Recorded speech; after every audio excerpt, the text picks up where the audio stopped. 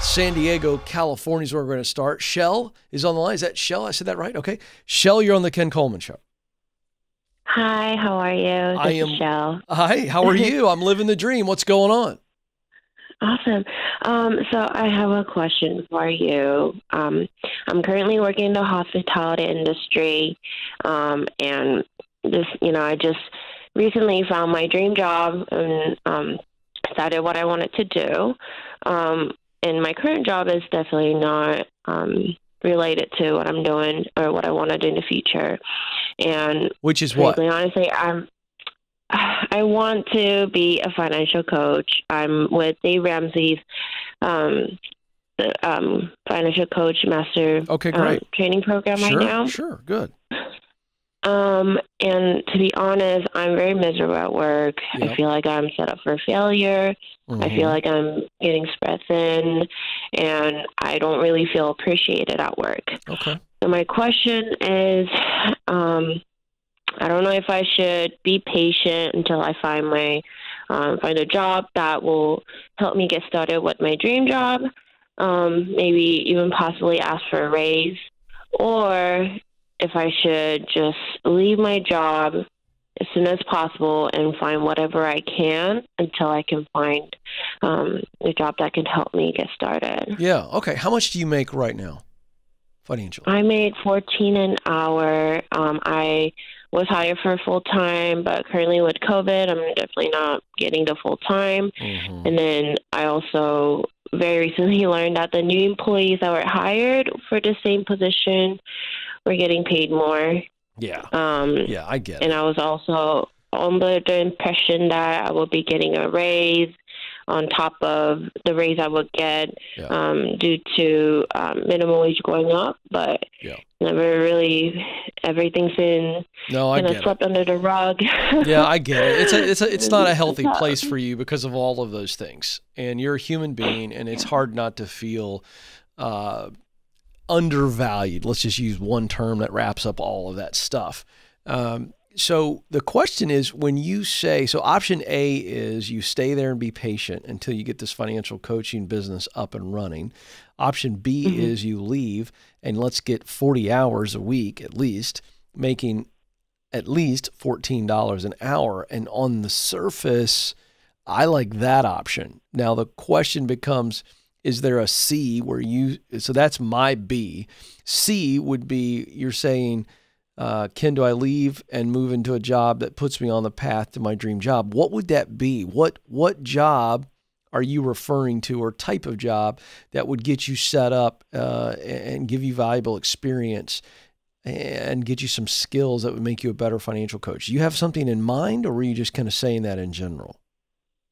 Yeah, I've been applying here and there. I'm not very picky at this point because I'm realizing that it's very hard to find a job at the moment. I originally gave myself a deadline of January, February for me to find a new job. Yep. I'm hoping to maybe apply more into like administrative side where I know. I think? I learned how the business is working. Here's the deal. You're going to have to grow this financial coaching business, and you're in the best training program in the world. Our financial coach master training is great. It's going to teach you how to build your business as well. But that is a one-to-one. You got to build it one happy client at a time. It's going to take time. So I want you to steel yourself. I'm sure they've told you this, that you can go out and build it and grow it and do very well, but you're going to have to build it on the side. So I think the mindset now is, let's go get 40 hours a week, because you're not getting 40 right now. And so let's stay where you are until you find a 40-hour-a-week job making 14 or more an hour. And maybe it's 2 part-time jobs to equal the 1, which is fine. Because right now I want you just making some more money and feeling good about yourself. And I think you coming from the hospitality industry, I love the idea of the admin assistant work, because, you serve people, you're just good at it. You've got a great background. And so I think you're wide open to things, maybe even food delivery or something like that, where you can hustle and learn and grow and be listening to audiobooks while you're driving around. I just think there's a lot of options for you. And I think for you, you're going, what are the industries that are hopping despite COVID? And I think you look for opportunities there because it's just a day job. And so there's no shame in your game. And it gets your juices going again. You feel like, hey, I'm making more money now because I'm working 40 hours and I am moving towards the dream. I like that option, but I would not leave the hotel. You didn't even tell me. I would not leave the hospitality industry until you've got that day job secured. But I think if you do that, it's just going to give you some great juice. And you know what? You need to get out of that environment. There's no redeeming that. It makes you feel crappy about yourself, which, by the way, I don't want you to buy that lie. Those other people that have come in, Shell, they're not worth more than you. Do you hear me? They're not better than you either. Okay? I needed to hear that. I know. Really good. I know. But listen, just because you're in a situation with poor leadership and poor management, you cannot let this current situation become your sentence.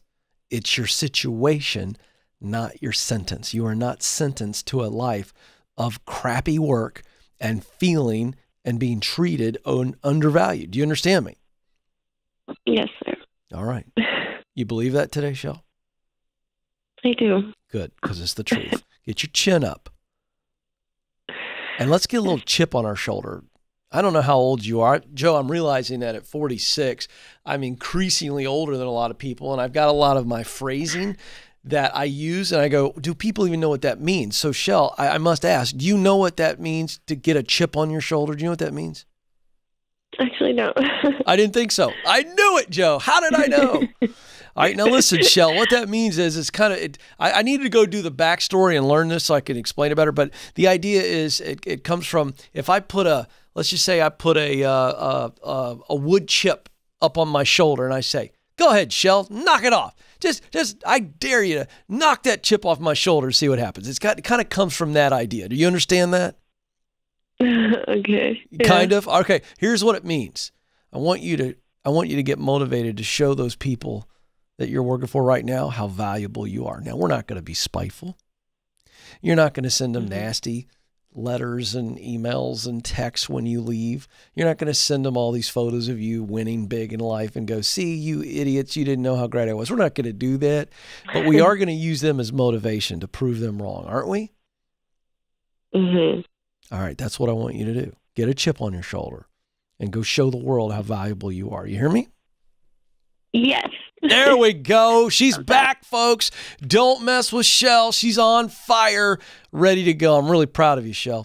844-747-2577. Hey, folks, I'm just going to say this. I'm looking right at somebody right now. I'm looking right into your soul. Look at me. Those of you who feel undervalued. You feel like you don't matter. You feel like nobody appreciates you. You feel like you've been mistreated. Look at me right now. Look at me right in the eye. If you need to call me just to hear me tell you that you are valuable, that you do matter, and that you do have what it takes, then call me. I don't always have to give decision advice and career advice. If you just need somebody to talk to, somebody who does love you, who does value you, who does believe in you, and will shoot you straight, kind of shake you up and get that smile back on your face and a little spring in your step, I'm waiting for you right now. Call me.